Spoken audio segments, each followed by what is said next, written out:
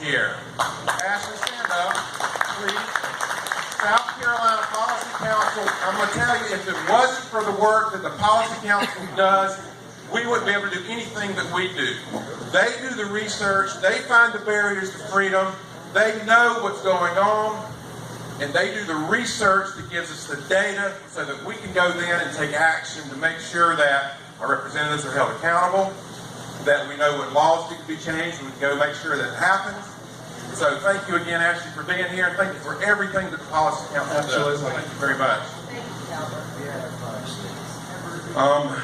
So Harry asked me to come up and talk to y'all about confrontational politics, and he told me, Albert, do a FACL, a condensed FACL. What is a FACL? FACL is an acronym for the Foundation for Applied Conservative Leadership, which I teach for. And so FACL is kind of a shorthand way of saying the school that we teach is a one-day school. It's about 8.5 hours. We do it on Saturdays. There's one scheduled in Somerville. If you want to take a trip down to Charleston later in April, you can go. But he asked me to do that in like an hour, and there's just no way.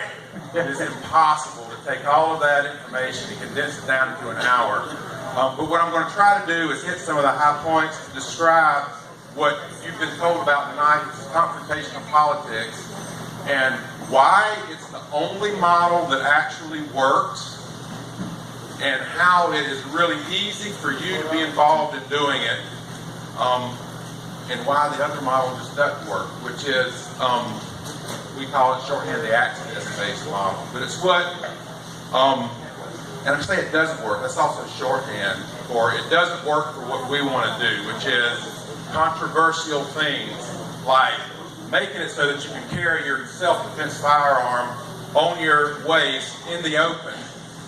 That's pretty controversial. And so just going and talking to your politician, your representative, and asking them to vote for it probably isn't going to work. So you know a lot about me. Let me ask you a few questions because I want to get an idea of who we have here tonight. So first of all, anyone who this is their first time at RINO Hunt, just raise your hand. Let me see. Wow, that's great. Awesome. Thank you for being here. Who was attending RINO Hunt 4 years ago? Awesome. Got a lot of veterans here. Thank you. Who was involved in politics before the Tea Party movement? So, way back. Wow, that's awesome. Great. So how many of you have your state rep and state senator's phone numbers in your contact list? Their emails. Yeah. How many of you have actually been able to talk to your state rep or state senator about an important issue, and when you talk to them, they agreed with you? They told you, yep, I believe what you're telling me. It's very important. You've got to do something about this right away. And then how many of them actually did something? Couple? Yeah? But not many. So, then what do? Right? I mean, you talk with them. You told them how important it was. You gave them all the information. You did all the research. You even brought in a little packet. Is this keeps dropping in and out. Is this comfortable right here? All right, I'll just stick it on my chin. Take it on the chin. Is this too loud? It's good? Okay, I'll just keep it on my chin. Yeah. So what do? How do you get them off center to do something that they don't want to do? Because that's what we're really talking about. You know we live in a Republican state. 80, how many Republicans in the House? 83, 84, something like that? Is it 80 now? 80 out of 124. That's a pretty big majority. And in the state Senate, there's 46 members in the Senate, and there are, how many? 20, it's closer to 30, 20 something, 26, 27, a majority of Republicans. Every statewide elected officer, from the governor, controller, treasurer, superintendent of education, attorney general, all have an R behind their name. They're Republican. Yet, in South Carolina, we can't get good gun legislation passed. We can't get good pro-life legislation passed. And they just passed the largest tax hike in the history of the state on your gases. How do we stop that?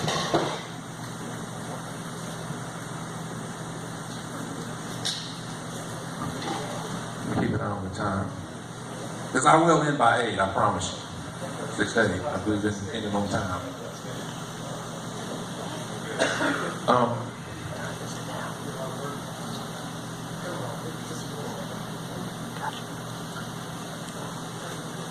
I'm not a public speaker. My mouth gets dry when I talk in front of people. So y'all just have to put up with me drinking a little bit on the job.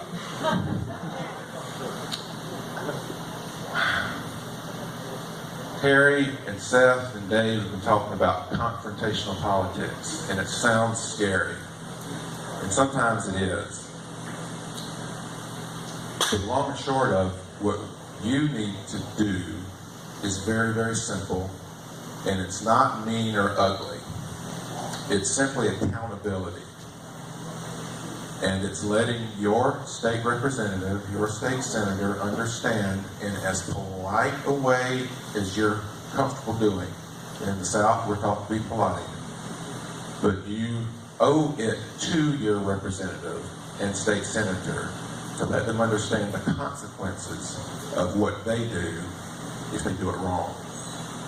Because they need to understand that if they don't vote the right way, that you will replace them. It's only fair that they know that. And you can do it as politely as you want to. But that's what we're talking about doing.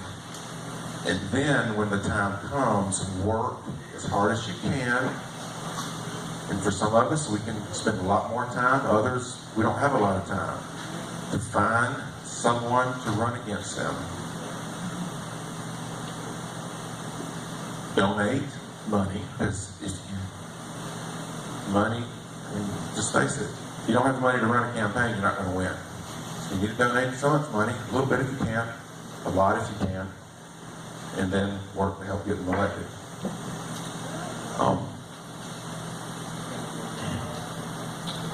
And these are the good guys. I've been involved in politics in South Carolina for 20 years now. And I have spent 100% of that time that I've been active in politics working for and against Republicans. The Democrats don't matter in this state. They don't have power, they don't have authority, they don't have a majority, they can't do anything without complicity from the Republicans. So get that in your mind. Yes, ma'am. Close primaries. That's one thing that would help. But there's a lot more than that we can be doing. You're absolutely right.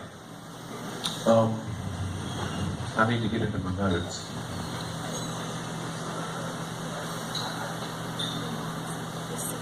I want to tell you a story, and as I tell the story, make some points about confrontational politics and what works and what doesn't.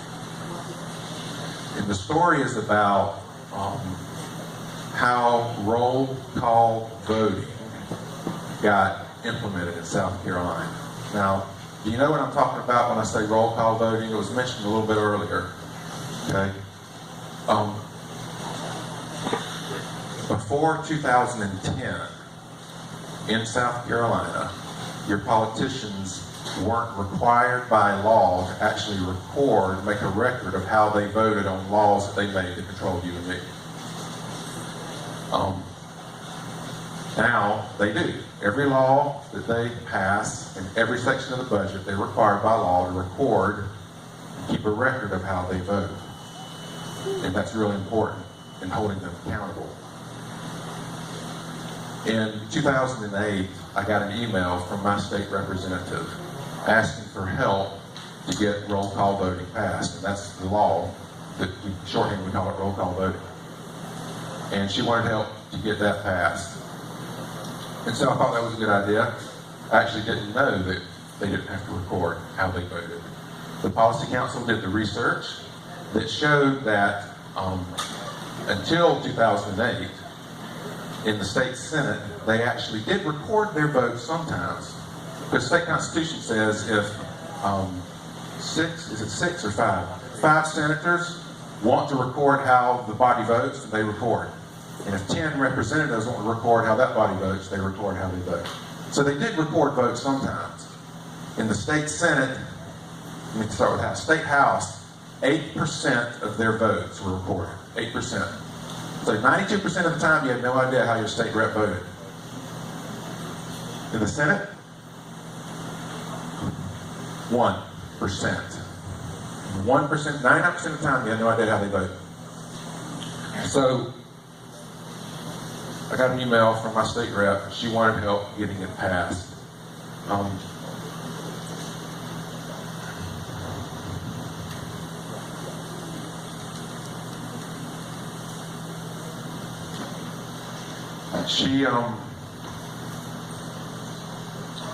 Trying to think of how to short this down. You might know who that was, by the way, that were involved. Yeah, let's say so. Nikki Haley. So she wanted us making phone calls to our state reps. And it was, emails she sent out statewide, I suppose, to help her get this bill passed.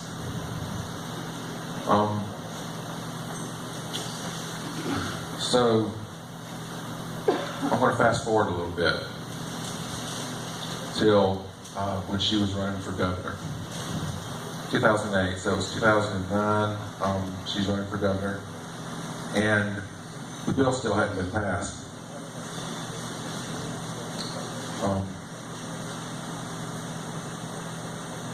It was in committee, and I would have conversations with her. She was my state rep, and so I got to know her a little bit.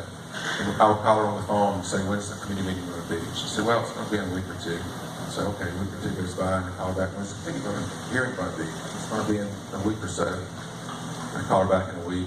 When's the committee hearing going to be? Well, I think in another couple of weeks. And I started to get a little suspicious. And so I told her, I said, I think people are tired of waiting. And we need to go ahead and have the hearing.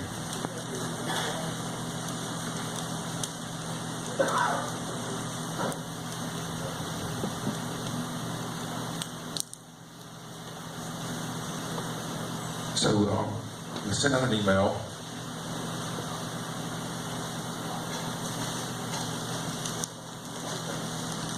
And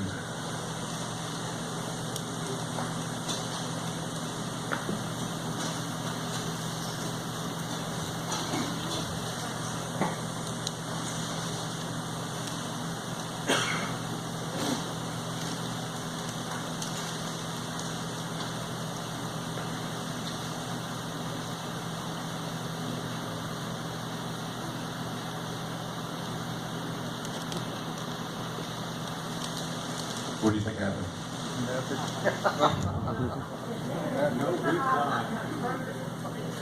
We were waiting.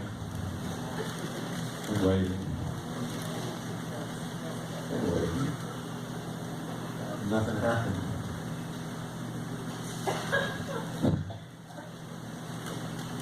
Kind of like y'all are waiting. You're waiting.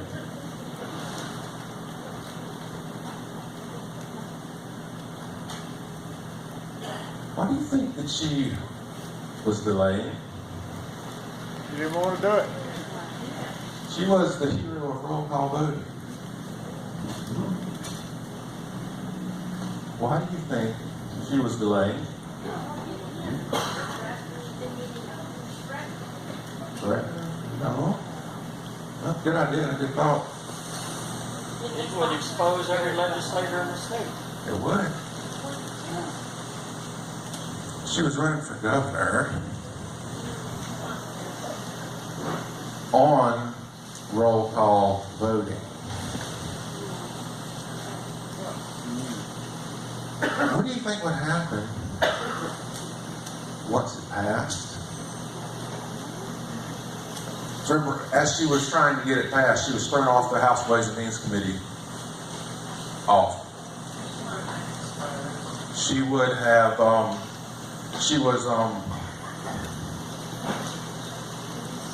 sorry, what? Say that again. She was too busy running for governor.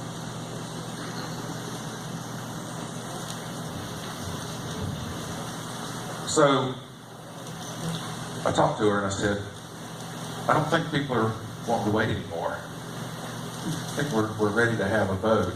Now, what you can understand is for the year, this is 2008, 2009, a year that we had been building a group, a movement, a list of people. And Haley had seen what this group of people could do all across South Carolina. Because she watched it happen in the Senate. Because in the Senate, I want to jump over there for a minute. My state senator at that time was Jake Knotts. I don't know if you've heard that name before, but if you go look up the Dukes of Hazzard and a picture of Boss Hogg, that's pretty much Jake. Except Jake was bigger and meaner. I was at the state capitol talking with Jake Knotts. It was in his subcommittee, the companion bill, and asked him if he was going to support it. He looked at me. He said, "Well, I don't even know what sub-bill's in." I said, "Well, it's in your committee, Senator." And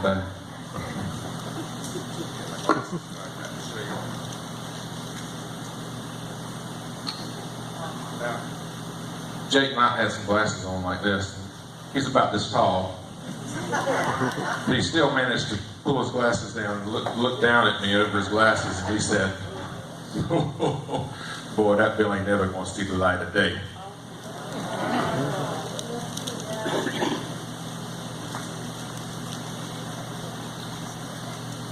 So I told everybody what Jake said in emails to our group, and Jake didn't like it very much. Jake's a tough old guy, and he doesn't get rattled very easily, and I don't think he was rattled very much at all, but he was angry. And I did get thrown in jail. Spent the night in jail because of Jake. Well, Jake did everything he could to stop that bill from passing. Fortunately, we had a gentleman in the state Senate who was willing to try to pull it out of Jake's committee, the same way that Jonathan tried to pull constitutional carry out of committee last year. There's a rule that you can use to pull a bill out of committee, and Senator Tom Davis on the floor of the Senate made that motion to pull the bill out of the Senate. Now, in the Senate, the bill had 26 co-sponsors out of 46 members. So half the Senate was co-sponsoring the bill. They couldn't get it out of committee. And so the motion to bring it straight out of committee to the floor without a committee vote should have been a slam dunk, right? It's got 26 co-sponsors. All you need is a majority. Tom Davis takes the floor and starts talking about how we need to pull this bill straight out of committee. And he talks for an hour or more, maybe two. and one other person helped him, Senator Peeler. The rest of the co-sponsors said nothing at all, till eventually Tom got up and withdrew the motion to bring the bill out of committee. So our group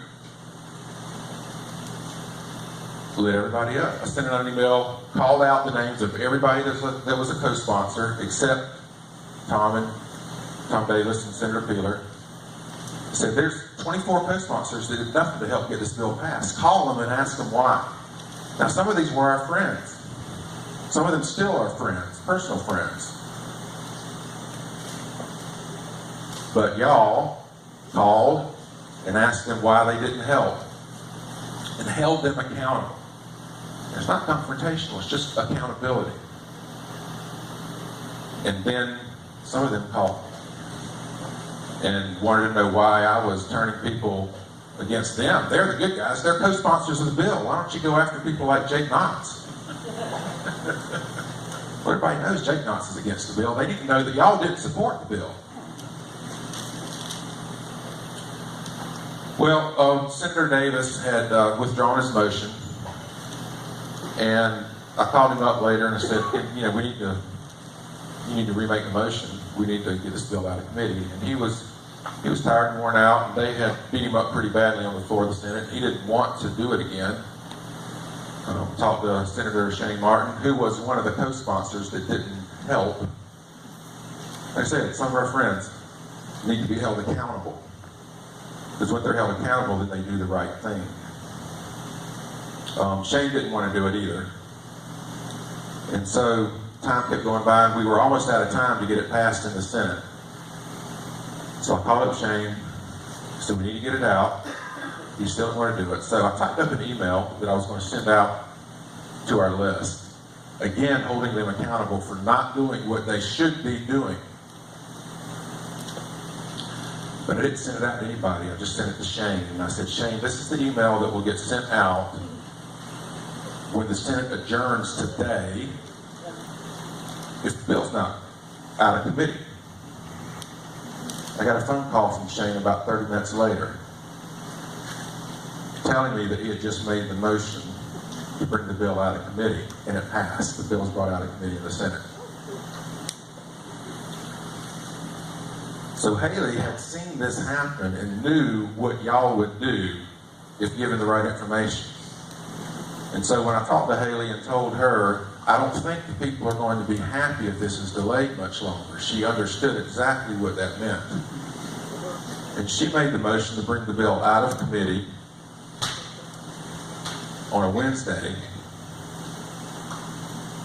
Somebody made a motion, a 24-hour motion. You got to wait 24 hours before they vote on it. So she was out campaigning for governor on the Thursday that they actually voted the bill out of committee. She didn't want to not be there because then they would use that to embarrass her, which they did. I don't think it really had that much of an effect. And she became governor, right? Now I'm going to fast forward to when she is governor.